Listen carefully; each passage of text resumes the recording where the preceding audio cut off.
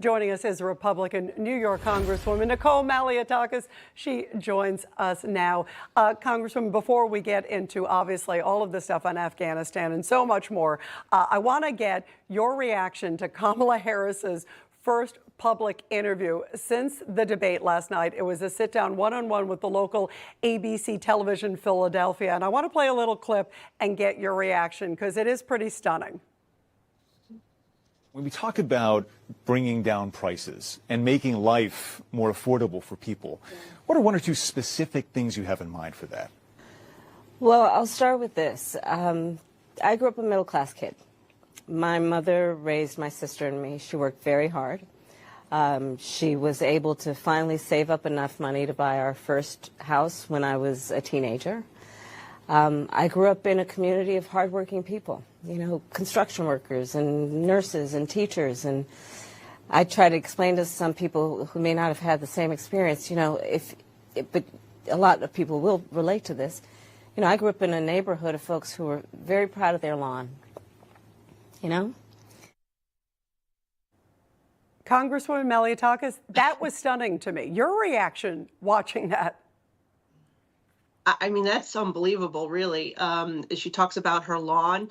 Look, people know that, I hope they know, that the reason why they're paying so much today versus what they were paying for gas and food under President Trump is because of the anti-energy policies of Kamala Harris, of Joe Biden, and of their inflationary spending for the first 2 years that they had complete control, Democrats, and went on a really bad spending spree. That's the reason why they're paying so much, because we need energy for everything, to transport food, to manufacture things.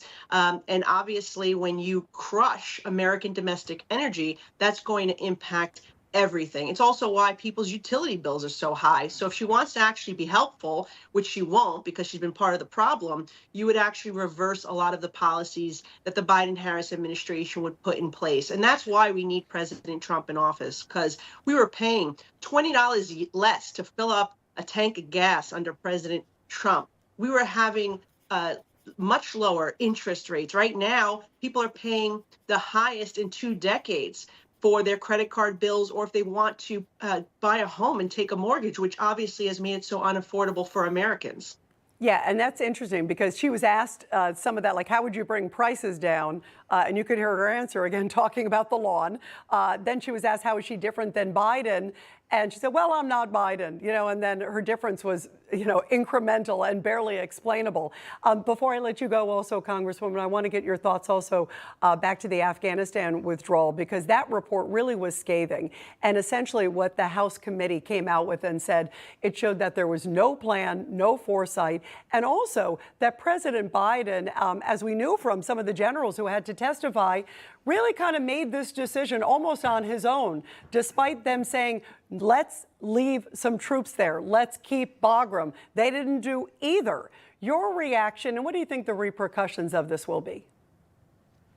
Look, one of the biggest mistakes was closing Bagram Air Base without evacuating our citizens first. That is like a common sense thing, right? You would make sure that everyone is safely evacuated, then you would shut down the airbase. What happened was, because they prematurely did that, you had 5,000 ISIS-K and Al-Qaeda terrorists who were released onto the streets. And one of them went to Abbey Gate and was the person who set off that suicide bomb that killed the 13 American soldiers and about 140 Afghan civilians. So that's number one. That was the biggest mistake that cost us lives.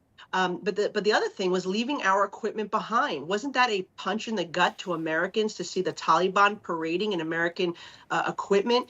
$7 billion worth of equipment, as a matter of fact, they left behind. And that really is, I believe, the moment, that was a signal that was sent to Russia, to Hamas, to Iran, that is displaying American weakness on the world stage. It was an embarrassment, and it was Joe Biden and Kamala Harris that brought us that horrific moment that I believe was worse than anything in American history, including the evacuation from Vietnam.